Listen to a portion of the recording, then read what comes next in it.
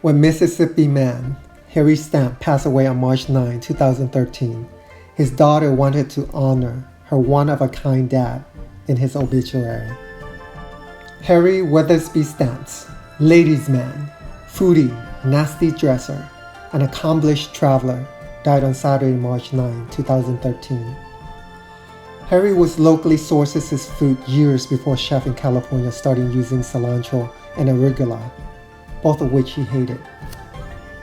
For his signature bacon and tomato sandwich, he procured 100% all-white bunny bread from Georgia, blue-plated mayonnaise from New Orleans, sour black pepper from Virginia, homegrown tomatoes from outside Oxford, and Tennessee Benton bacons from his Bacon of the Month subscription. As a point of pride, he purported to remember every meal he had eaten in his 80 years of life. The women in his life were numerous. He particularly fancied smart women. He loved his mom, Wilma Hartzog, deceased, who, with the help of her sisters and cousins in New Hebron, reared Harry after his father Walter's death when Harry was 12. He worshipped his older sister, Lynn Stamps Garner, deceased, a character in her own right, and her daughter, Linda Lindsay of Hattiesburg. He married his main squeeze Ann Moore, a home economic teacher, almost 50 years ago, with whom he had two girls, Amanda Lewis of Dallas and Allison of Starkville. He taught them to fish, to select a quality hammer, to love nature, and to just be thankful. He took great pride in stocking their toolboxes. One of his regrets was not seeing his girl Hillary Clinton elected president. He had a long love affair with devil's eggs, Lane cakes, boiled peanuts, Vienna sausages on saltines, his homemade canned fig preserve, pork chop, turnip greens, buttermilk served on martini glasses garnished with cornbread. He excelled at growing camellias, building houses after hurricanes, rocking, eradicating mole crickets from his front yard, composting pine needles, living within his means, outsmarting the squirrels, never losing a game of competitive sickness, and reading any history book he could get his hands on. He loved his oversized old man remote control, which thankfully survived Hurricane Katrina, to flip between watching the Barefoot Contessa and anything on the History Channel. He took extreme pride in his two grandchildren, Harper Lewis 8 and William Stamps Lewis 6, of Dallas, for whom he would crow like a rooster on their cell phone calls.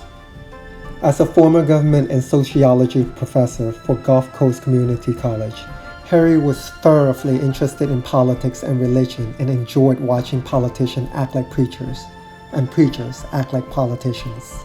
He was fond of saying a phrase he coined, "I'm not running for a political office or trying to get married," when he was speaking the truth. He also took pride in his service during the Korean conflict, serving the rank of corporal, just like Napoleon, as he would say. Harry took fashion cues from no one. His signature everyday look was all his, a plain pocket t-shirt designed by the fashion house Fruit of the Loom. His black label elastic waist shorts worn above the navel and sold exclusively at Sam's on Highway 49, and a pair of old school Wallabees.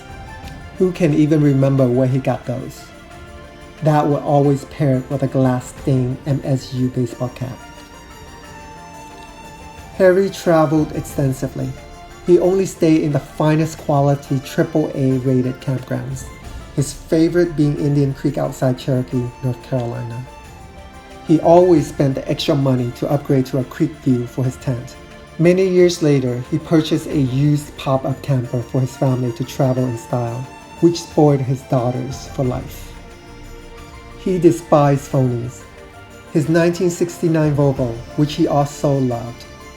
Know-it-all Yankees. Southerns who used the word veranda and porte cochere to put on airs, eating grape leaves, Law and Order, all franchises, Cats, and Martha Stewart's. In reverse order, he particularly hated daylight saving time, which he referred to as the devil's time. It is not lost on his family that he died on the very day that he would have to spring his clock forward. This can only be viewed as his final protest. Because of his irrational fear that his family would throw him a golf-themed funeral despite his hatred for the sport. His family would hold a private, family-only service free of any type of theme. Finally, the family asked that in honor of Harry that you write your congressman and ask for the repeal of daylight saving time. Harry wanted everyone to get back on the Lord's time.